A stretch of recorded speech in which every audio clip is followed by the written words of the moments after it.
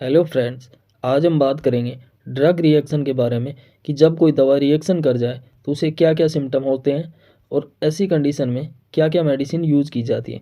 देखिए, जब हम कोई भी मेडिसिन खाते हैं तो हमें पता नहीं होता है कि कौन सी मेडिसिन रिएक्शन कर सकती है और कौन सी नहीं। तो आज हम जानेंगे कि अगर कोई मेडिसिन रिएक्शन कर जाए तो कौन सी मेडिसिन यूज़ करनी चाहिए। तो सबसे पहले हम बात करेंगे सिम्टम्स के बारे में कि अगर कोई मेडिसिन रिएक्शन कर जाए तो हमें किस प्रकार के लक्षण दिखाई देंगे, किस प्रकार के सिम्टम हमारी बॉडी पर दिखाई देंगे। जैसे सबसे पहला सिम्टम है स्किन रैशिस। स्किन रैशिस यानी कि आपको बॉडी के ऊपर रैशिस होने लगेंगे और खुजली भी चलने लगेगी। नेक्स्ट है हाइव्स, यानी कि गोल गोल जो चिकदे हैं वो आपकी बॉडी पर हो सकते हैं और आपको इचिंग भी हो सकती है और आपकी बॉडी पर कहीं पर भी स्वेलिंग भी हो सकती है, होठ पर हो या कहीं और भी पार्ट पे आपको स्वेलिंग हो सकती है। शॉर्टनेस ऑफ ब्रेथ, यानी कि आपको सांस में भी दिक्कत हो सकती है। तो ये थे नॉर्मल सिम्टम जो आपको ड्रग रिएक्शन के बाद में देखने को मिल सकते हैं। तो अभी मैंने आपको बताया है जो नॉर्मल सिम्टम हैं उनके बारे में। तो अब हम बात करेंगे एनाफाइलैक्सिस के बारे में, जो कि एक क्या है लाइव थेरेटिक कंडीशन भी हो सकती है। तो ये काफ़ी ज़्यादा सीवियर सिम्टम होते हैं। ये जितने भी हैं ये क्या हैं, काफ़ी ज़्यादा सीवियर सिम्टम हैं। तो जैसे ब्रेथिंग ट्रबल, पेशेंट को सांस लेने में अधिक समस्या हो सकती है। नेक्स्ट है नोजिया एंड वोमिटिंग, यानी कि उल्टी भी हो सकती है और जी मचलाने वाली समस्या भी हो सकती है। नेक्स्ट है डिजीनेस, यानी कि चक्कर आने लगेंगे और वीकनेस सी फील होने लगेगी। उसके बाद में है वीक एंड फास्ट फ्लू, यानी कि जो पल्स रेट है वो कम भी हो सकती है और ज़्यादा भी हो सकती हैं। और जो ड्रॉप इन ब्लड प्रेशर है, यानी कि जो ब्लड प्रेशर है वो क्या हो सकता है, कम भी हो सकता है और ज़्यादा भी हो सकता है। इसके बाद में सीजर, यानी कि दौरे भी आ सकते हैं, जो बेहोशी की कंडीशन हो जाती है पेशेंट को, इस तरीके की ये कंडीशन भी हो सकती है। लॉस ऑफ कॉन्शियसनेस, यानी कि पेशेंट बेहोश भी हो सकता है। ऐसी कंडीशन काफ़ी पेशेंट में ड्रग रिएक्शन के बाद में देखा जाता है।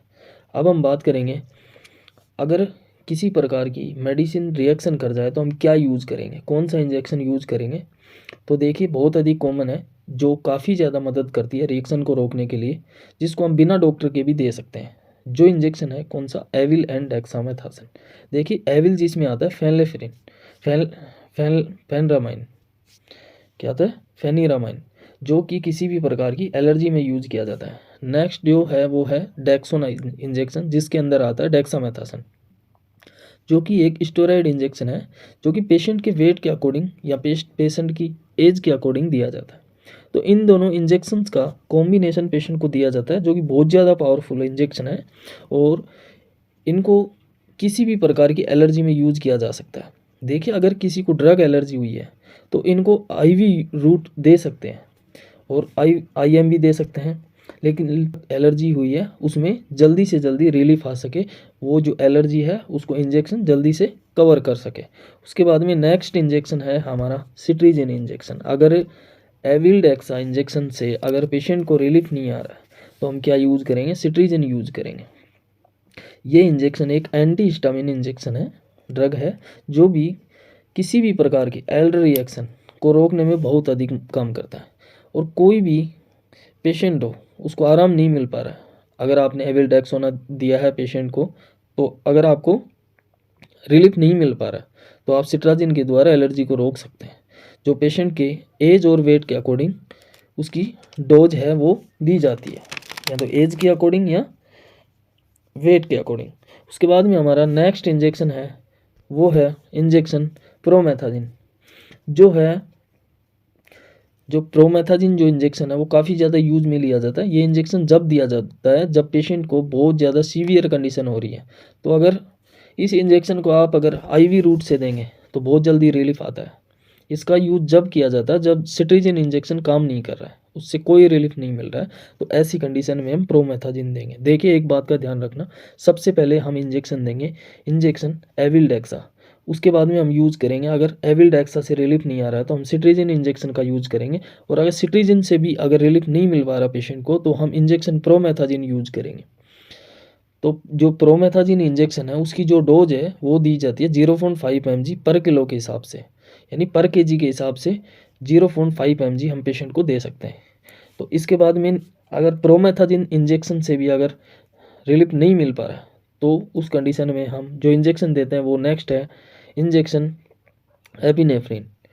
इस इंजेक्शन को डॉक्टर की निगरानी में ही दिया जाता है, जो कि एक रामबाण इंजेक्शन होता है। देखिए, अगर आप मेडिकल प्रैक्टिशनर हैं तो ये इंजेक्शन आपको यूज करना है, आप डायरेक्ट इस इंजेक्शन को नहीं लगा सकते। सबसे पहले आपको एविल से स्टार्ट करना होता है, उसके बाद सिट्रीजिन लगाना होता है, और अगर उससे भी रिलीफ नहीं मिल रहा है तो आपको प्रोमेथाजिन इंजेक्शन का यूज करना चाहिए। अगर इन सब से रिलीफ नहीं मिल पा रहा है तो सबसे लास्ट में जो इंजेक्शन यूज किया जाता है वो है एफिनेफ्रिन इंजेक्शन, जो डॉक्टर्स के द्वारा यूज किया जाता है और ये डॉक्टर की देख रेख में ही दिया जाता है।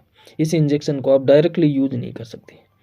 आज की वीडियो में हम यहीं तक बात करेंगे। अगर वीडियो आपको अच्छा लगा तो चैनल को सब्सक्राइब कर लें ताकि आगे आने वाला वीडियो आप तक सबसे पहले पहुंच सके, और वीडियो को लाइक करें और कमेंट करके बताएं कि वीडियो कैसा लगा।